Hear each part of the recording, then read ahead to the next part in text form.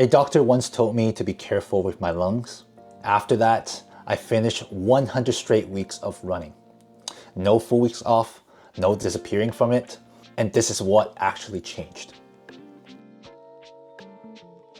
In this video, I'm going to share 4 lessons I learned, what almost broke the streak, what I would do differently if I start from zero, and the biggest reason consistency become more important to me than pace, distance, and any single race results. If you're new here, my name is Felix. I just turned 35 this year. And I didn't grow up as a runner. Most of my life, I've avoided running. I always feel weak in cardio. After my lung issues, running became more than just exercise. It became the system I used to rebuild my health, my energy, and the way I saw myself. So here are 4 big lessons from running every single week for 100 weeks straight. Before running, I didn't have a real system around exercise. I played badminton, I played hockey, I did things that felt exciting. But I never saw that as a health system. I did them because they were fun. They gave me adrenaline, they gave me something right away. Running felt like the opposite. No immediate reward, no obvious payoff, just a lot of effort for very little return.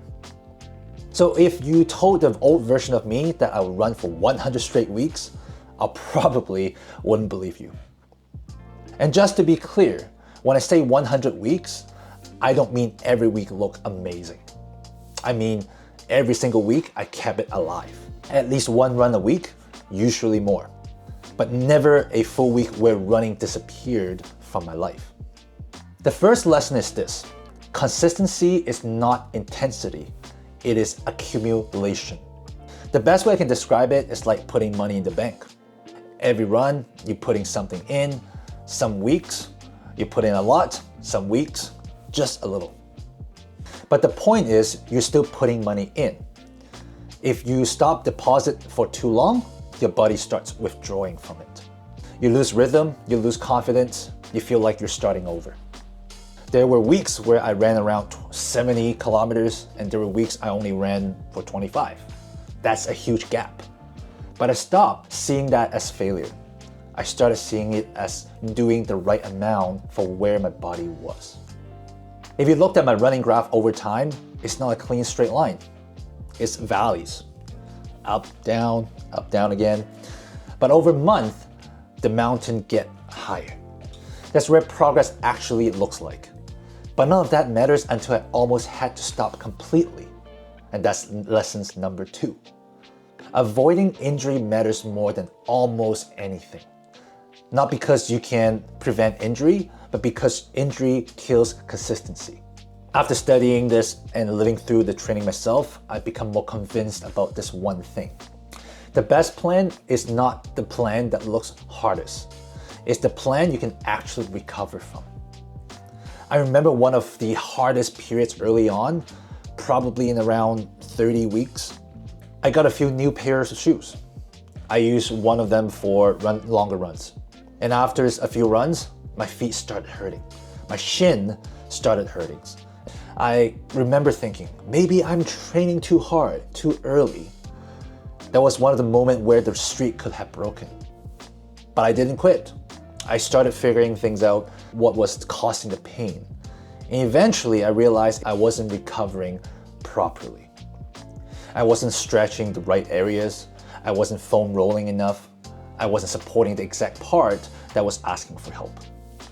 So I adjusted. I stretched the right areas more, I recovered that part better, and I changed a little things like tying my shoes a little bit differently and not lacing them too tight. Those small adjustments kept me going. And lesson 3 is the one that changed how I run every single day, even right now. Listening to your body is not enough.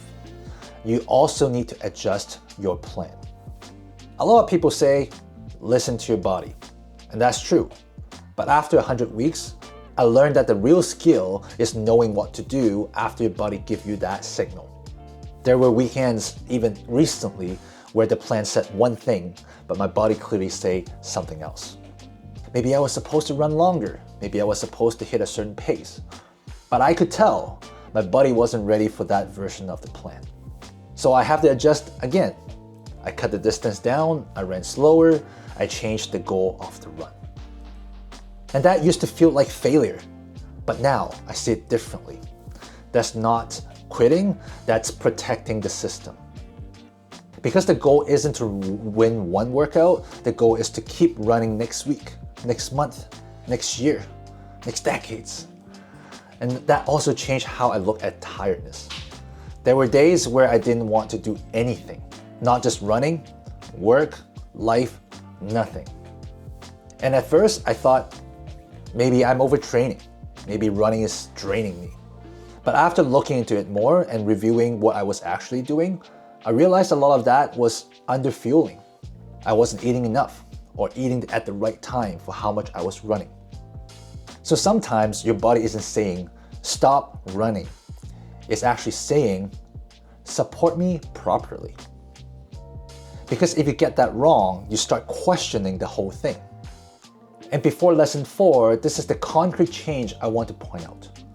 Week 1, I was running because I felt like I need to protect my body. Now, I run because it gave my life more meaning. That's a completely different relationship. And the last lesson, that's the one actually made me a runner. The 4th lesson is this. Building the running identity is the key to consistency.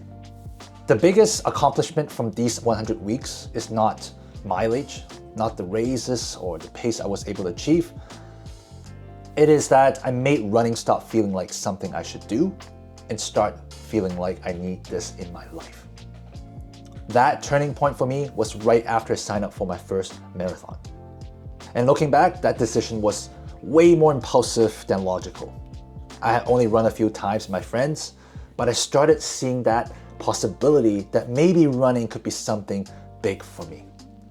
I felt this urge. I need to do something different. I want to prove something to myself, and I want to recreate how I see myself. So I signed up for my first marathon. And once I signed up, running stopped becoming optional. It became part of the plan. And that's a very different feeling. Should means I will do it if I feel like it. And need means this is happening. And this is the big reason consistency became more important to me than any single race result. Consistency is what built identity, and identity is what changed your health long term. If you're in your late 20s or early 30s and you feel tired, drained, or like your body's slowly getting away from you, you probably understand why this matters, because I felt that too. But after running consistently, I don't just feel like I reversed some of the tiredness. In some way, I feel more alive now than in my early 30s. Running fixed things that nothing else really fixed for me. It fixed my energy, it made my brain sharper, it gave me more consistent focus. Not a burst of adrenaline or a temporary spike, stable, clear level of energy. I remember so many mornings where I would run before work, and I came back, I was physically tired, but mentally, I was clear. And the difference between that and the energy from coffee is huge. Coffee feels like a spike. Running gave a grounded energy that helped me think better, talk better, and stay focused better. And if this is the kind of running journey you're trying to build, not the overnight transformation kind, not the fake motivation kind, the real kind, then hit subscribe. That's what I'm documenting here every single week. My biggest takeaway from these 100 weeks is that running is one of the most rewarding low-risk investments I've ever made. When I say low risk, I don't mean risk-free. I mean, compared to a lot of other things in life, running is predictable. If you put in the work, you usually get something back. And I like that, because life doesn't always work like that. You can work hard in your career and not get the result. You can do everything right and still not get the opportunity.